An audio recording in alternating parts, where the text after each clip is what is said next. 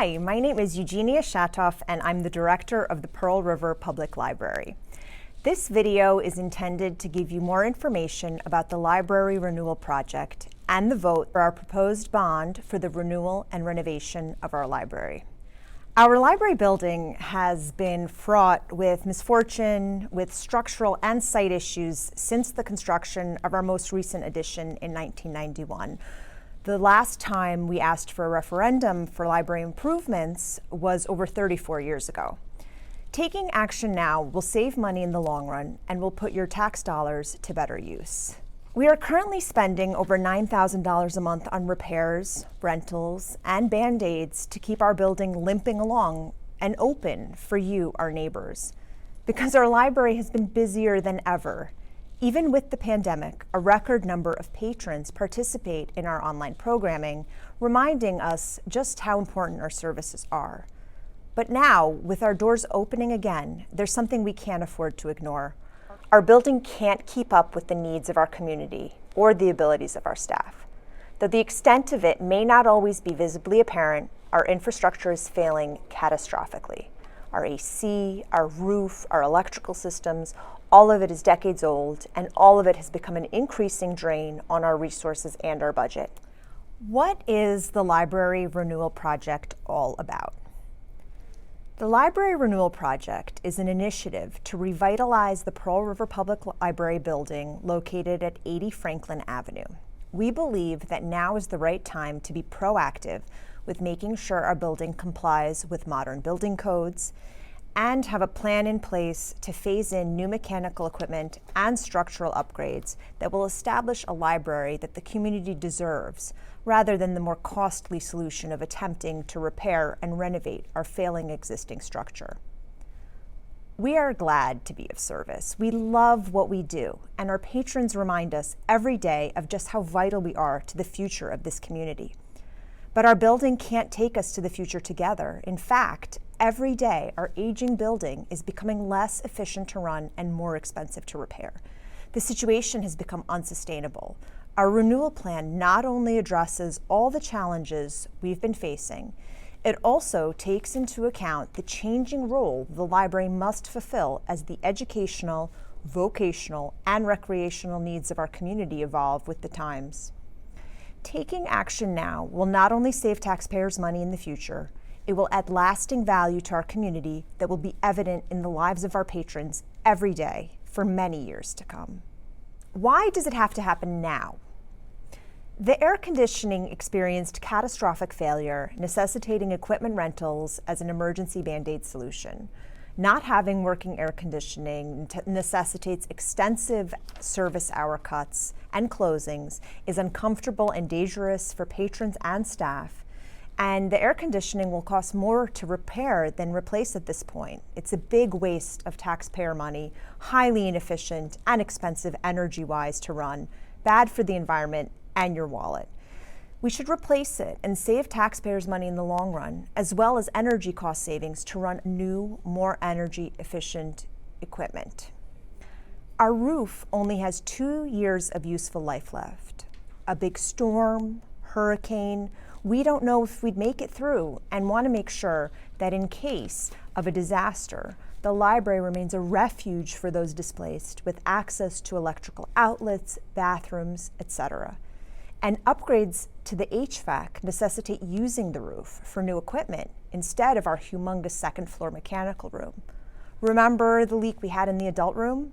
Computers and the Pearl River room were out of service. Mold, health issues, damage, unusable collections, unsafe conditions for the staff and the public.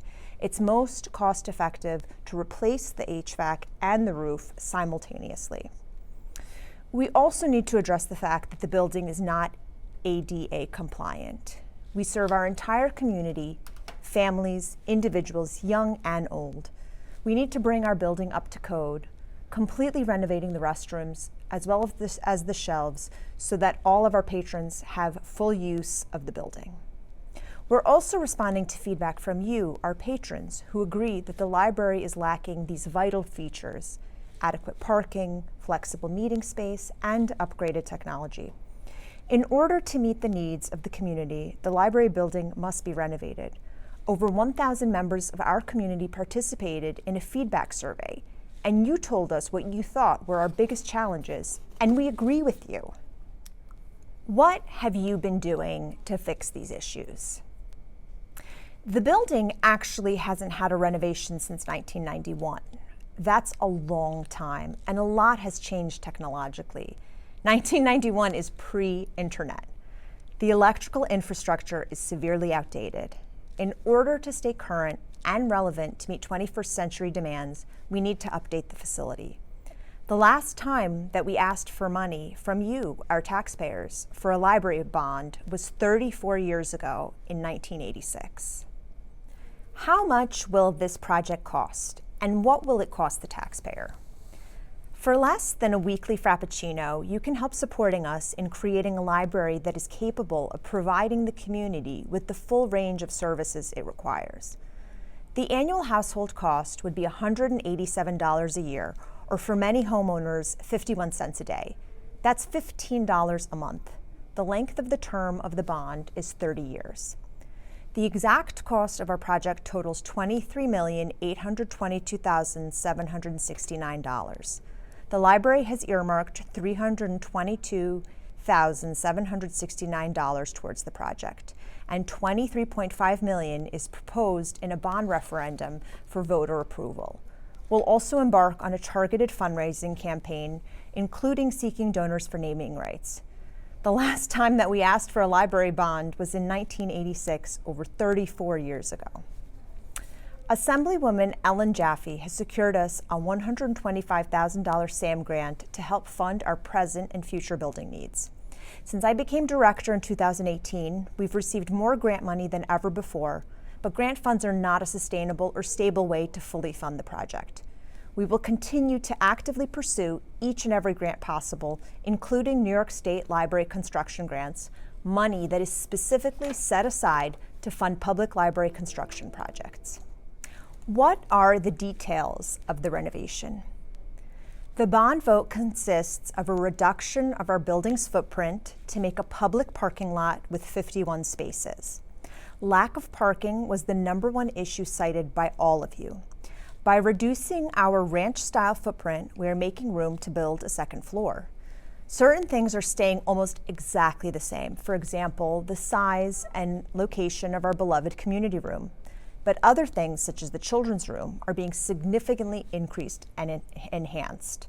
Floor plans are available on our website. Will the library still serve the community during the renovation? How?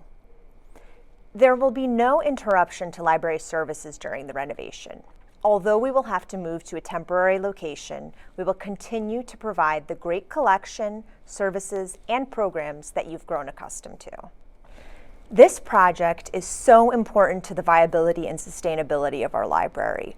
Our building can't keep up with the needs of our community or the abilities of our staff. Though the extent of it may not always be visibly apparent, our infrastructure is failing catastrophically. Our AC, our roof, our electrical systems, all of it is decades old, and all of it has become an increasing drain on our resources and our budget. Thank you for your past and continued support. If you need any additional information, visit our website at www.pearlriverlibrary.org.